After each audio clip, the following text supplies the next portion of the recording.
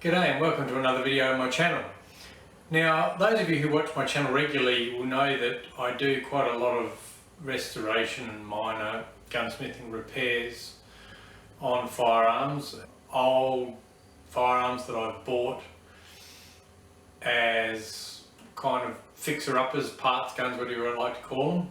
Now, I've just got two more today and I thought it might be a good opportunity just to have a quick chat for those of you who may be interested in kind of getting into, buying some old guns and starting basic and doing repairs and restorations.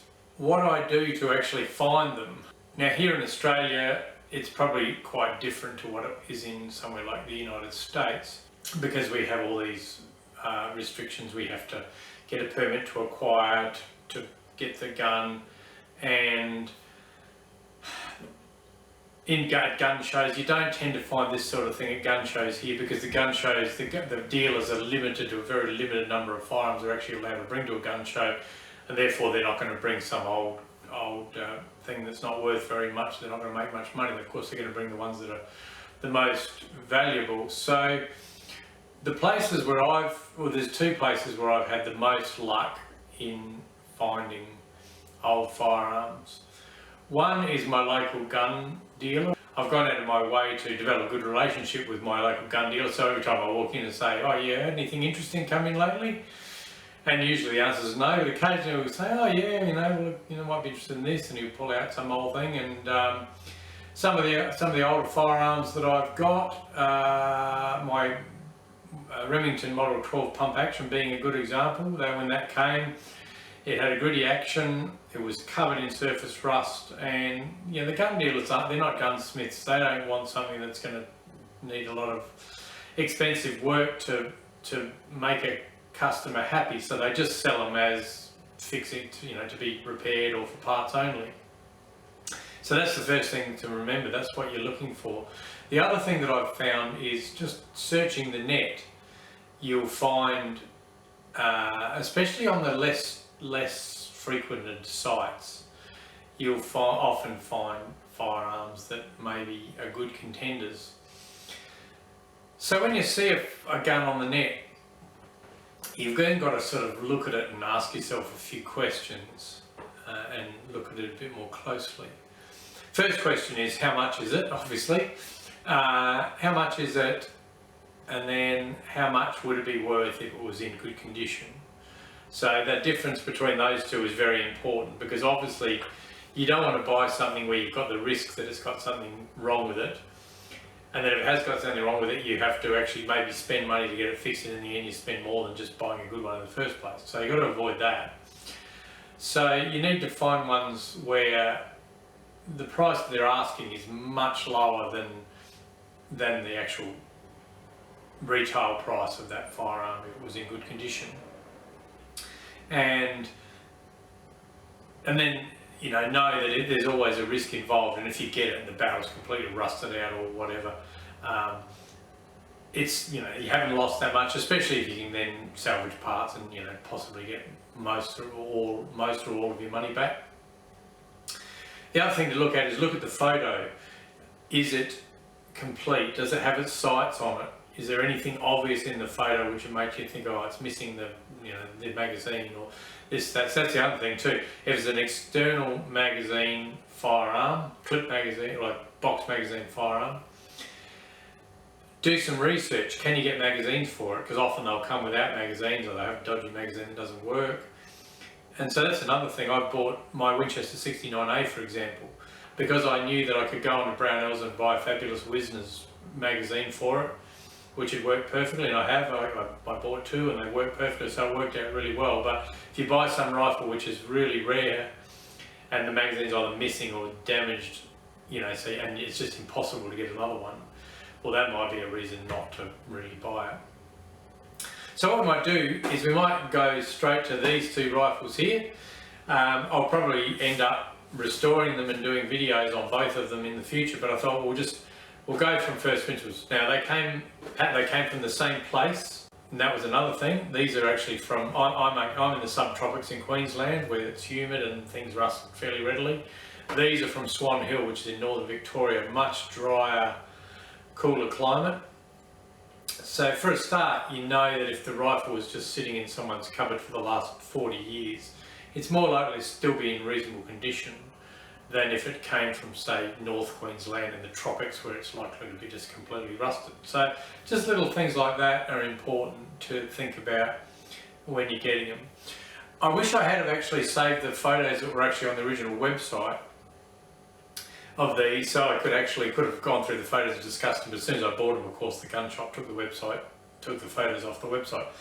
But basically, these were listed separately, 2 separate listings, but they both had a photo sitting on the ground in front of a screen door on someone's porch on a dirty old kind of, mat. So they're obviously, I knew they were from the same place, and it wasn't a typical photo from a gun shop. So that made me think they were probably sold on consignment, maybe from a deceased estate or something like that. Someone died, their relatives just got the guns. Of course, here, if you haven't got a license, you have to take them straight to the gun shop. And the gun shop, they're old and rusty, and the gun shop's just written for parts only, and they actually had on the listing, do not ask for any further details such as bore condition, as it's not available. So they just weren't prepared to even go anywhere, as far as people ringing up about condition. They just wanted to get rid of them. So that's a good thing, because you know that if they just want to get rid of them, they're probably priced accordingly. So what we might do is we'll put that one down first. I'll look at the better one first. And I knew one was better than the other. So let's pull this one out.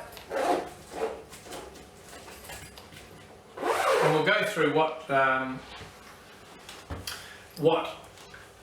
do when I get them. So basically I just got them from the gun shop, just an hour ago. I had a bit of a look at them at the gun shop, but I haven't actually looked closely at them. Just put the bolt in.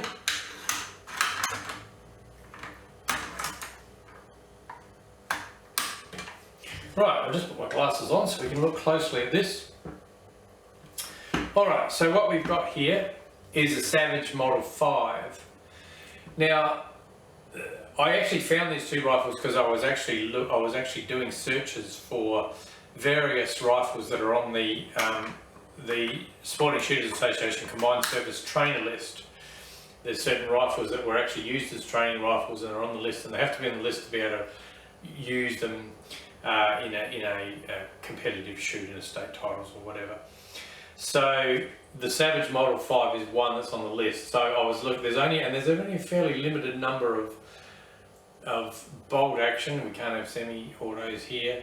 You want a bolt because it's most accurate. Repeaters that are on the list. So I was searching Savage Model 5 and I came across this website of this little gun shop in a country town in Victoria, and it had this and this other rifle. In the photo I could see that both the sights were intact, so that's a plus, so that it means it hasn't been mucked around with too much. There's not bits missing and all that.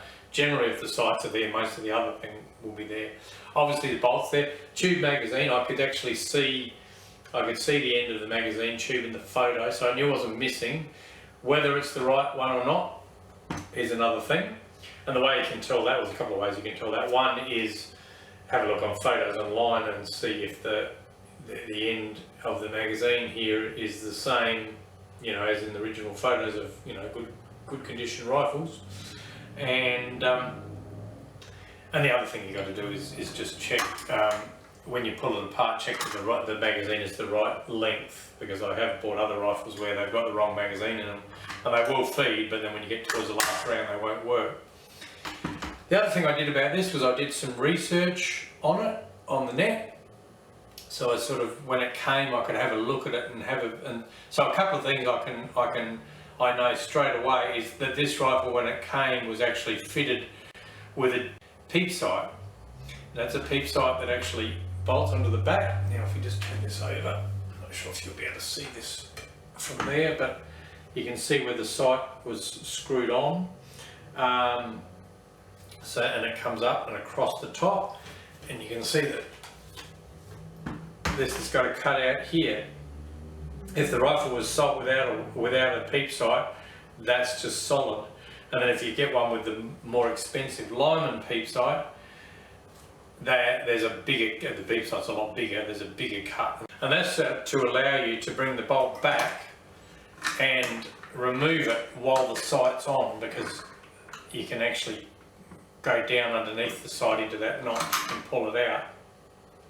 So that's what that notch is there for. Now, I didn't know any of this, obviously, but as soon as I ordered the rifles and they were on their way in the post, I went out of my way to do some research, and that was one of the things I found. So the first thing I could do when it came was to look at that, so I knew straight away. Another giveaway with this is where the peep sight was. There's actually a hole where it sat, obviously. So it obviously came from the factory with a peep sight. Oh, now something else I've just actually noticed on this rifle is, while I was actually filming this right then, is, I didn't have glasses on before, this side here has BSA. It's got the BSA symbol on it. So someone in the past has taken this peep sight off, or it's got damaged or broken or lost or whatever, and then it's obviously been without a sight, and then someone's got another sight with a 3/8 inch dovetail, which a BSA would have, being a British Imperial sight, and they put a BSA sight on there. So, alright, so once we've looked at all those sorts of things, you just need to do a bit of a function test. Now, it sounds fine, it seems to be cocking. I'm not going to dry fire it. The safety slides back and forth alright. It's got a plastic butt plate which is intact. So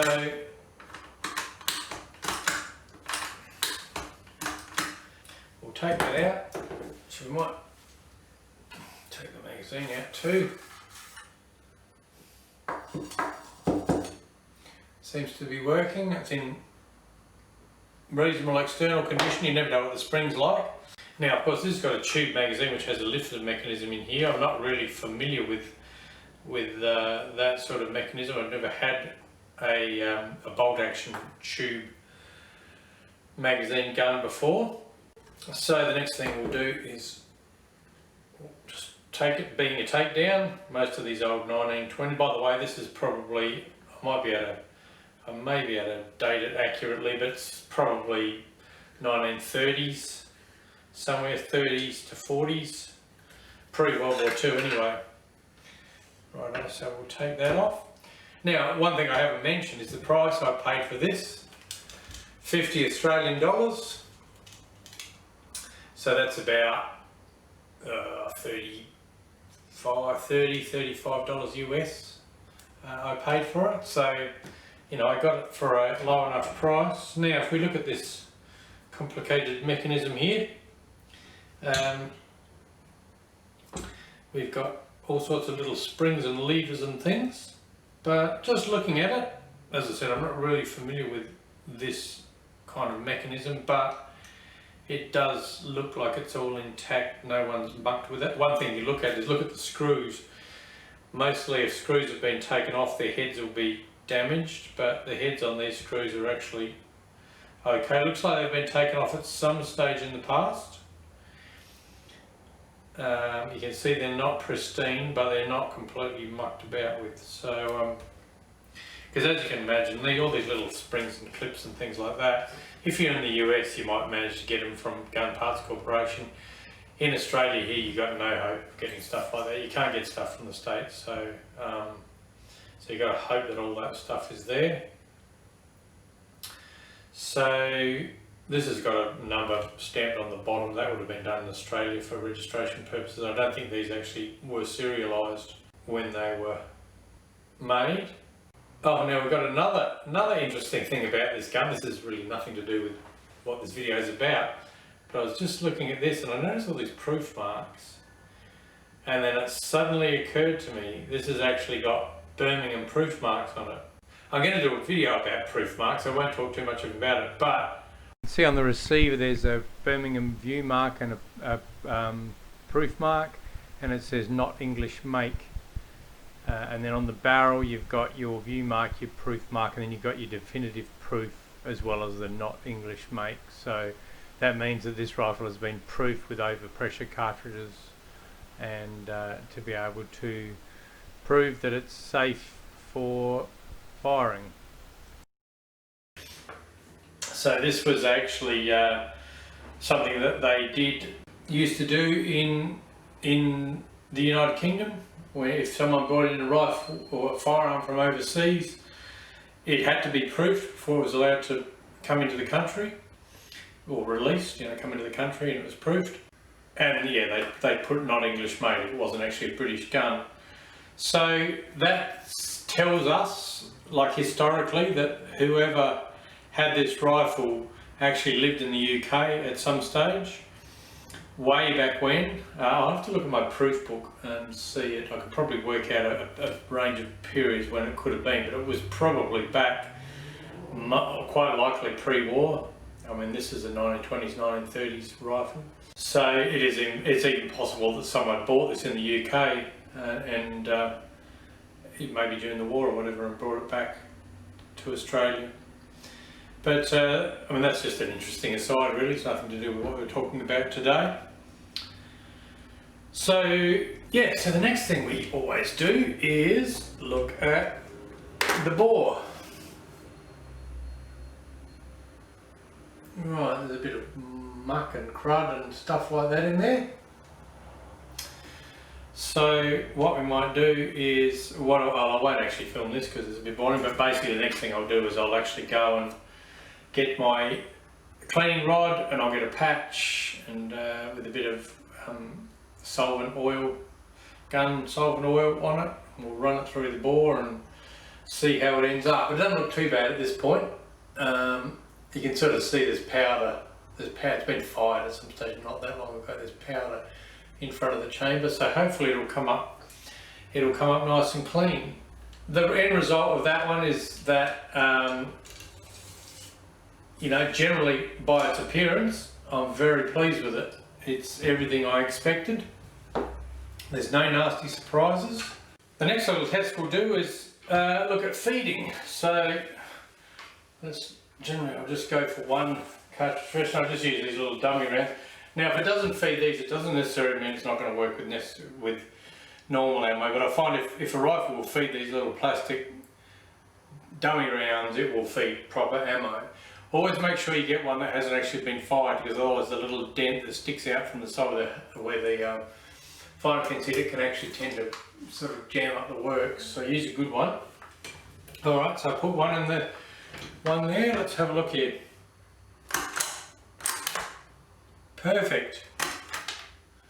Nothing wrong with that. Let's try two. I have a few of these just kicking around for testing guns, so I always use the same one for dry firing, and try to keep a few kind of without their rims dented for this sort of thing. Alright, so I've got two in there now. Nothing wrong with that. Alright, so I'm pretty happy with that. Now what we might do is we might put this one with the dented rims in the chamber. And actually that trigger pull is actually pretty good. I actually expected it to be really heavy because my Savage Model 3 when I got it was super heavy, and you can see if you look on my videos, I've got a video on improving the trigger pull on the Savage Model 3, and I've read on forums of people complaining about light trigger pulls, but this one, I'll just turn that snap cap around a little bit.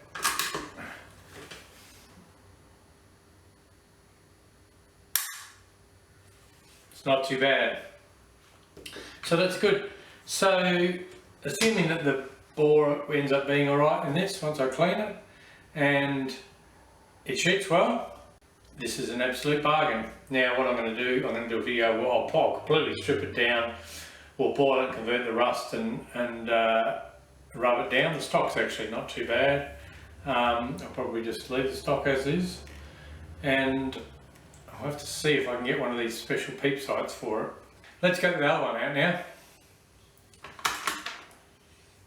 So this is the second rifle that I got. So these were both sent together. So I only had to pay paid $35 postage, which is about 20 bucks US, to get them both posted up from Victoria. There's a little piece of wood in here somewhere that there it is there, came off the stock. So What we've got here is a Savage Model 25. Now, I must admit I'd never heard of a Savage Model 25 when I saw this, but a bit of internet research quickly established that they were made between, well obviously they came out in 1925, they probably started being made in 24, but the name Savage used to use the year name back then. So it would have come out in 1925 and they were made until 1928, so they only made for 3 or 4 years. They're actually a modification of the Savage Model 14, very similar. The actual whole operating mechanism is similar, although apparently none of the parts are interchangeable, or very few. 1914 had a tank safety up here, they got rid of that and put a cross bolt safety at the back here.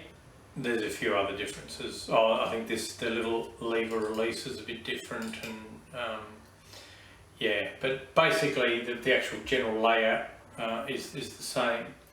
Now, again, I know this because I did a heap of research on it, worked out what it was before I actually bought it and decided it was worth buying. Now, obviously the stock, I could see the stock in the photo was completely kackadoodle, but at least we got one side of it there, so I could actually either make a stock from scratch or possibly even get another, a 22 stock of similar sort of shape and reshape it and cut it for the tank of this rifle. Interestingly, it's interesting that one thing I noticed straight away looking at this is it's actually got machining on the bottom here, so obviously the wood comes all the way up. It doesn't have a top and a bottom tank showing, so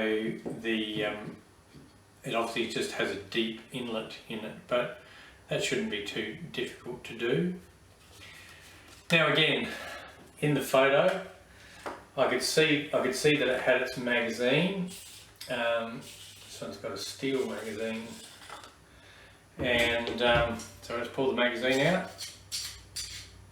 It's not particularly strong that spring, but possibly could do with replacing if I get everything else fixed up for reliable ignition, but it does work. But again, the magazine's complete. Sights, it's got the original Savage sights. They're quite nice ones with the little screw on the back and the movable plate for fine adjustment. Winchester sights, they're probably made by Marble or somewhere possibly, but Winchester has basically the same sights. On the front, it's got a soldered in silver blade. So I'm not sure, I'll have to have a look and see whether that's actually original front sight. I mean, it doesn't look like an original Savage front sight, but being a very early rifle, it is possible that they had these silver beads back then. I think they were big back in the old days and they kind of went out of favour. Now there's something dodgy going on with this magazine. It's actually got a screw through it, screwing it to the barrel there, which I don't think would have been a way of fixing this to the barrel. I think that's a later repair. I wonder whether a hanger is, I would have thought there'd be a hanger up here somewhere. Hanger is missing, but again, I'll have to look on the net for that. But anyway, so the actual magazine comes out, and you can see, we'll have to save this magazine. It's got a reduced shank at the end that goes into the action. So whereas the magazine's bigger, and it's the old style magazine, just like in the really early Winchesters. It's actually not a tube, it's actually got a seam in it, so it's actually a piece of flap that's been put around a mandrel. But it's got this hole there which is directly under the loading port, and I don't think that's, actually here we go, so I can see where the original hanger has come off. Funny enough, it's not a dovetail, it's like little slots. So maybe the original hanger was soldered in. I'll have to look at the net. But next thing to do is a function test, I guess. I mean, it's very old and dirty and gritty. I can feel it's just covered in sand and dust. It needs a good clean, but nothing seems loose. Everything feels feels tight. Now the next thing we're going to do is, now this one here was 85 Australian dollars, so it's about 50 bucks US, somewhere like that. So listed as parts only. So so let's do the takedown on it. Apparently this can be a little bit, you've got to hold your mouth right to get them to go back together again, but these are a takedown. So not as normally as you'd imagine, the stock would remain on there, so the rifle would come in two parts. Oh, there we go. So that just took it down, and so the bolt goes back in there, obviously. You can actually see where the bolt goes into battery. There's a little cutout in the top of the receiver, and then on the back here we've got the hammer,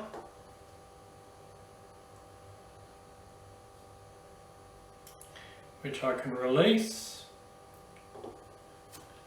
mainspring, hammer, and then we've got the lifter, which obviously this little notch goes in and tracks on the other side, and that's what makes the lifter come up and down. So apparently that's if one of these if it's been badly worn, the little knob can be worn and the track can be worn so that it doesn't actually go up and down properly. So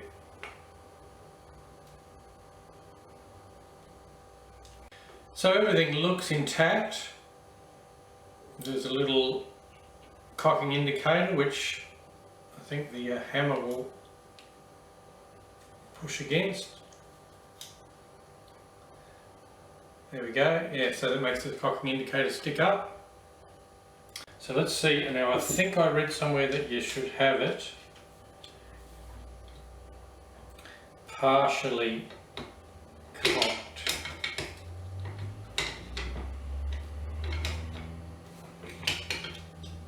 Hammer the back, and there we go.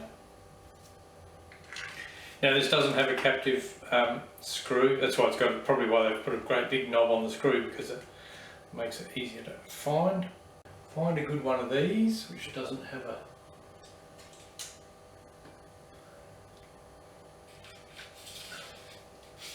if it feeds in this sorry state, it should feed it right now. I'm going to have to hold the magazine in place. Let's see, here we go.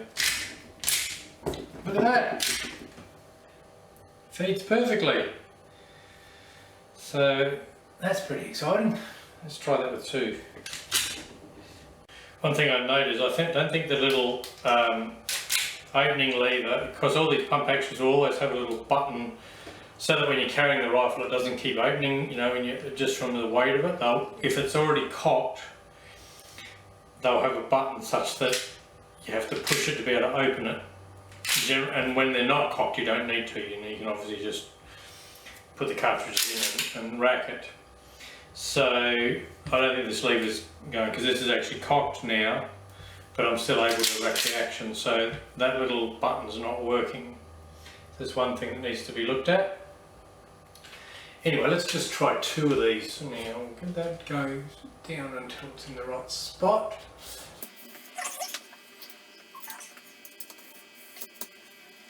Alright, I'm going to hold this. How's that?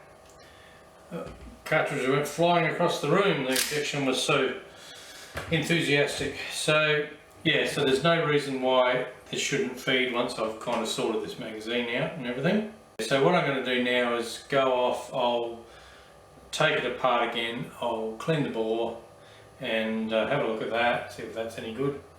And I did look at it at the gun shop. It looks, I looked down that way. Actually, let's pull it apart again and we'll have a look at the bore.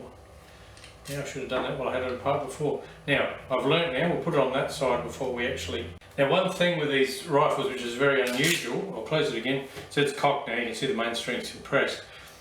Very unusual is you can actually decock them just like you would a bolt action or whatever. You can rack the slide, push the trigger, and it's now decocked. So yeah, so it means you don't have to try fire it, because I think it really should be uncocked before you take it apart. But yeah, we know this time we'll actually put it on that side so the breech block doesn't fall out. Put that there, and then we can take out the bolt, which we need to just move back a bit to get out. There's the bolt. Now, if we look at this bolt, I've had a bit of a chance to look more closely at it and realise that it's actually got a broken firing pin. Oops. This is the firing pin here. This bit here, as you can see, there's the front of it. I can't take it out, it's still actually held in place, but it's actually snapped off just there. And the way the firing pin normally works is it comes through this slot here and it actually folds around, and it has a little piece that bends at an angle here, and then it bends back again and sticks out the back for the hammer to hit it. So the whole back piece of the firing pin is missing. But I've actually got onto the Rimfire Central forums, and a Savage expert has actually sent me some actual photos with dimensions of the firing pins. So that's one job we're going to have to do, is make a firing pin. So I won't talk any more about that at the moment, but yeah, that will be a future video. We'll do a restoration on this rifle. We might even do a series of videos, one of which will be making a new firing pin for this.